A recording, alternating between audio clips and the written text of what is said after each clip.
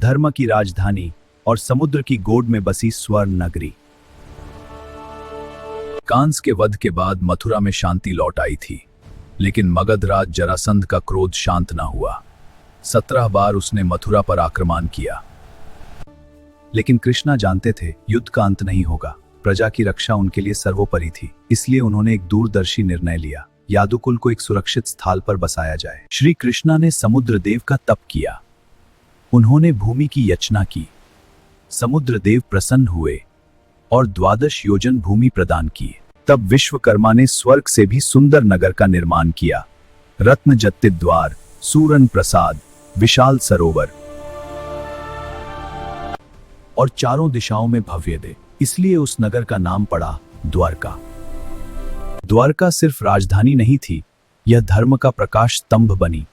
यहां न्याय था, नीति थी और भक्ति का अनंत प्रवाह था।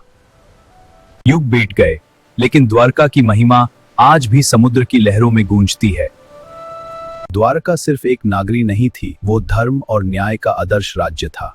यहाँ शासन का आधार था धर्म, करुणा और कर्तव्य। श्री कृष्णा राजनीति के महान ज्ञाता थे, लेकिन उनका प्रथम लक्ष्य था लोक कल्याण। बलराम कृषि और जनजीवन के रक्षक थे।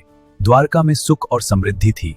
हे प्रभु कृष्णा, आप ही मेरे हृदय के स्वामी हैं, मुझे अधर्म से बचाइए। विदर्भा की राजकुमारी रुक्मिणी श्री कृष्ण की अनन्य भक्त थी। उनका विवाह बलपूर्वक शिशुपाल से तय हुआ। रुक्मिणी के पत्र पर श्री कृष्णा ने धर्म के अनुसार उनका हरण किया। यह विवाह था प्रेम, साहस और धर्म का संगम। कृष्णा इस सभा के योग्य नहीं है। राजसु यज्ञ में शिशुपाल ने श्री कृष्ण का अपमान किया। कृष्णा ने 100 अपराध क्षमा करने का वचन दिया था। जब सीमा पार हुई, तब सुदर्शन चक्र ने अधर्म का अंत कर दिया। यह संदेश था, क्षमा की भी एक सीमा होती है। द्वारका की यह गाथा हमें सिखाती है, धर्म का मार्ग कठिन हो सकता है, लेकिन विजय सदा सत्य की होती है। जय श्री कृष्णा। गरीब ब्राह्मण सुदामा अपने मित्र कृष्णा से मिलने द्वारिका पहुंचे। राजसी वैभव के बीच श्री कृष्णा ने सिंहासन छोड़कर मित्रता को गले लगाया। मेरे प्रिय सुदामा। यह थी सच्ची मित्रता, जहां अहंकार का कोई स्थान नहीं। महाभारत के युद्ध में श्री कृष्णा ने शास्त्र नहीं उठाया, पर धर्म का रथ हाँकते रहे। उन्होंने अर्जुन को दिया गीता का अमर उपदेश, निष्काम कर्म और धर्म युद्ध का संदेश। समय के साथ यादवों में अहंकार बढ़ने लगा। ऋषियों का उपहास किया गया। गांधारी का श्राप याद था, यादुवंश का विनाश निश्चित था। जब धर्म की अवहेलना होती है, तो विनाश निकट आ जाता है। प्रभास तीर्थ में मद्यपान और कलह ने यादवों को एक दूसरे का शत्रु बना दिया। बलराम ने योग बल से देह त्याग कर दिया। श्री कृष्णा ने सब कुछ शांति से स्वीकार किया। जरा नामक शिकारी के बाण से श्री कृष्णा ने देह त्याग की लीला रची। ये था अमर होने का घोषणा, एक युग का समापन। श्री कृष्णा के पृथ्वी से प्रयाण के बाद समय ने अपना काम शुरू किया। समुद्र की लहरें धीरे धीरे द्वारका की ओर बढ़ने लगी। और फिर एक दिन पूरा नगर समुद्र में समा गया।